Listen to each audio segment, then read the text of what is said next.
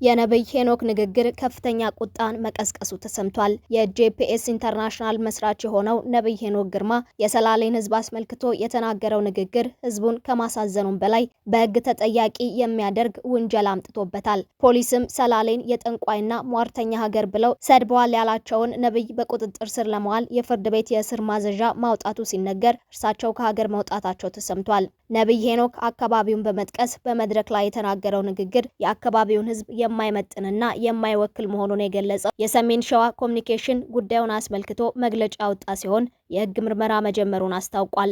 የንግግሩ አባሪ የሆነችው ግለሰብ በህግ ቁጥጥር ስር ውላ ምርመራ እየተደረገላት ሲሆን ነብይ ሄኖክ ስለ ሁኔታው ያልተጠበቀ ምላሽ ሰጥቷል። ፖሊስም ከህብረተሰቡ ባህልና ሞራል እንዲሁም እሴት ተቃራኒ የሆነ መልእክትን ሲያስተላልፍ የነበረውን ግለሰብ በቁጥጥር ስር ማዋሉን አስታውቋል። ለመሆኑ በነብይ ሄኖክና በሰላሌ ህዝብ መካከል የተፈጠረው ምንድን ነው? ፖሊስ በቁጥጥር ስር ያዋለው ግለሰብ ማን ነው? ነብይ ሄኖክ የሰጠው ምላሽስ ምን ይላል? የሚለውን በዝርዝር እንነግራችኋለን። ሰላም በያላችሁበት ለእናንተ ይሁን ውድ የሰርክቲው ቤተሰቦች። ሰርክቲው ወቅታዊ መረጃዎችን ወደ እናንተ የሚያደርስ ቻናል ነው። በዛሬው መሰናዶ ነብይ ሄኖክን አስመልክቶ ስለተሰማው ወቅታዊ መረጃና ፖሊስ በቁጥጥር ስር ስለዋለው ግለሰብ ማሳወቁን እንነግራችኋለን። እናንተም ቻናሉን ሰብስክራይብ በማድረግ ቤተሰብ እየሆናችሁ ቪዲዮን ላይክና ሼር በማድረግ አብራችሁን ቆዩ። ሰላሌ የጠንቋይና ሟርተኛ ሀገር ናት የሚል ንግግር መድረክ ላይ ሲናገሩ የሚያሳይ ተንቀሳቃሽ ምስል በማህበራዊ ሚዲያ የተሰራጨበት ነብይ ሄኖክ ግርማ ከፍተኛ ትችት እየተሰነዘረበት ይገኛል። የሰላሌን ህዝብ የማይመጥን ሀሳብ ይዟል የተባለው ንግግርም ከትችት ባሻገር ነብይ ሄኖክ ላይ የህግ ተጠያቂነትን አስከትሏል።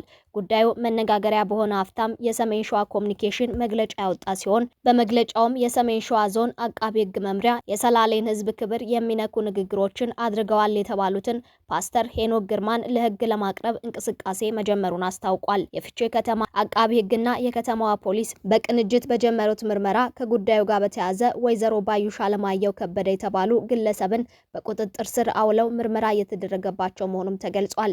የሰሜን ሸዋ ዞን አቃቢ ህግ መምሪያ ኃላፊ አቶ ደምጦ ጣና በሰጡት መግለጫም የሚከተሉትን ዋና ዋና ነጥቦች አንስተዋል። አንደኛ፣ ብሔርን በመስደብ ስም በማጠልሸትና በህዝብ መካከል ሁከት የሚፈጥሩ ንግግሮችን ማድረግ በህግ የሚያስጠይቅ ከባድ ወንጀል ነው። ሁለተኛም፣ ፓስተሩ በአሁኑ ወቅት በሌላ ክልል እንደሚገኙ የጠቆሙት ኃላፊው ግለሰቡን በቁጥጥር ስር ለመዋል ከፌዴራል የህግ አካላት ጋር የቅርብ ክትትልና ንግግር እየተደረገ መሆኑን አረጋግጠዋል።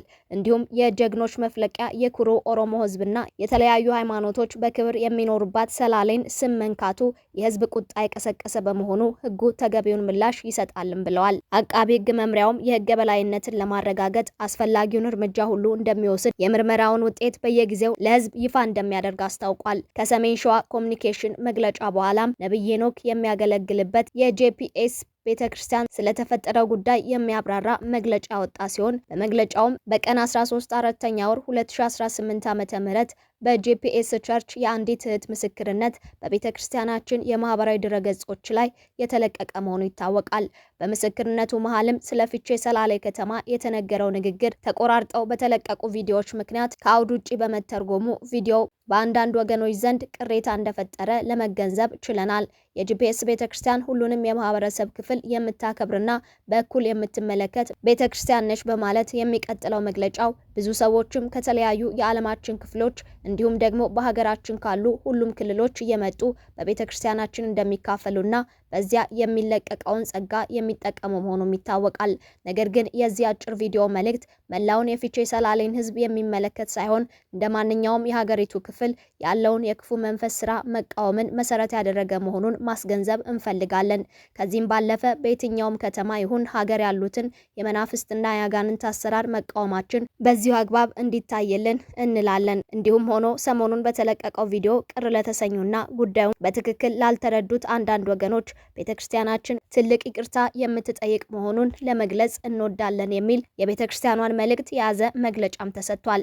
በዛሬው ዕለት ደግሞ ነብይ ሄኖክ ከሀገር መውጣታቸው ሲሰማ ካሉበት ሀገር አሜሪካ ሆነው የፍቼ ሰላሌ ህዝብን ይቅርታ ጠይቀዋል። የፍቼ ከተማ ፖሊስ ሰላሌን የጠንቋይና ሟርተኛ ሀገር ብለው ሰድበዋል ያላቸውን የጂፒኤስ ኢንተርናሽናል ቸርች መስራች ነብይ ሄኖክ ግርማን በቁጥጥር ስር ለመዋል የፍርድ ቤት የእስር ማዘዣ ቢያወጣም እሳቸው አሜሪካ ሀገር ሆነው ህዝቡን ይቅርታ ጠይቀዋል። አሜሪካን ሀገር ለአገልግሎት እንደሄዱ የገለጹት ነብይ ሄኖክ ግርማ በሶሻል ሚዲያ ተቆራርጦ የተሰራጨው ንግግር የሰላሌ ህዝብን እንደምጠላ አይነት ትርጉም ይዟል። ለዚህም ንግግሬ ይቅርታ ጠይቃለሁ ብለዋል። ለአካባቢው ሕዝብ ለመላው ኢትዮጵያን ሁሉ ፍቅርና አክብሮት ኖሮኝ ነው የማገለግለው። በማገለግልበት ቤተክርስቲያንም የተለየ የአንድ ጎሳ ግሩፕ የለም። ቤተክርስቲያናችን የተለያየ ብሔር፣ የተለያየ ጎሳ እግዚአብሔርን አምኖ የሚመለክበት ቦታ ነው ሲሉም ገልጸዋል። በንግግሬ ያሳዘንኳችሁ፣ ያስከፋችሁ የዛ አካባቢ ተወላጆች በጣም ይቅርታ ጠይቃለሁ። ይቅርታዬን እንድትቀበሉም በጌታ ፍቅር እጠይቃቸዋለሁ ሲሉም አክለዋል። የዛ አካባቢ አመራሮች፣ የመንግስት ቢሮ አመራሮች ይቅርታዬን ተቀበሉኝ። በአካል እዛው ከተማ መጥቼ ይቅርታ የምጠይቅበት ህዝቡንም የማገለግልበት እድል እግዚአብሔር ያመቻችልኛልም ብለዋል። ነብይ ሄኖክ ግርማም በአጭር ቀን ወደ ኢትዮጵያ እንደሚመለሱ ቢገልጹም የፍቼ ከተማ ፖሊስ ነብይ ሄኖክ ግርማ ላይ ህዝብ በመሳደብ ብጥብጥ በመፍጠር በማሰብ ወንጀል ከሷቸዋል።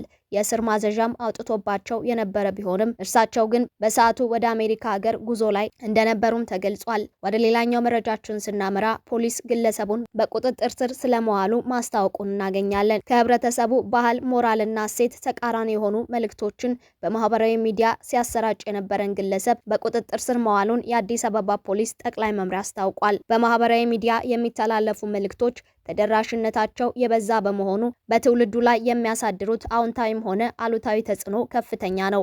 ማህበራዊ ሚዲያን በአግባብና በኃላፊነት መንፈስ ከተጠቀሙበት ትውልድን በስነ ምግባር ለማነጽና ለማጽናት ከፍተኛ አስተዋጽኦ የሚኖረው ነው። ነገር ግን ከዚህ በተጻራሪ የተሰለፉ አንዳንድ ግለሰቦች ለማየትና ለመስማት አጸያፊ የሆኑ የማህበራዊ ሚዲያ ይዘቶችን ሲሰሩ እንደሚታይ የገለጸው ፖሊስ ከህብረተሰቡ ባህል፣ ሞራልና እሴት ተቃራኒ የሆኑ መልእክቶችን በማህበራዊ ሚዲያ ሲያሰራጭ ከነበሩ ግለሰቦች አንዱ የሆነው ነዋሪነቱ በንፋስ ስልክ ላፍቶ ክፍለ ከተማ ወረዳ 6 የሚገኝ ናትናኤል ባደግ ገብረ የተባለን ተጠርጣሪ በቁጥጥር ስር ያዋለው የማህበራዊ ሚዲያ ዩቲዩብ እና ቲክቶክ ፕላትፎርምን በመጠቀም በንግግር ልቅ ጾታዊ ግንኙነትን የሚያበረታታና የሚያስፋፋ አጸያፊ መልእክቶችን ሲያሰራጭ በመቆየቱ እንደሆነ ፖሊስ አብራርቷል። ተጠርጣሪውም በተለምዷዊ ንግግር ሊገለጹ የማይችሉ አጸያፊ ቃላትን በመጠቀም በትውልዱ ላይ አሉታዊ ተጽዕኖ ሲያሳድር እንደነበረና መሰል ይዘቶችን በተደጋጋሚ ጊዜ በመስራት በማህበራዊ ሚዲያ ዩቲዩብ እና ቲክቶክ ፕላትፎርምን በመጠቀም ሲያሰራጭ እንደነበረ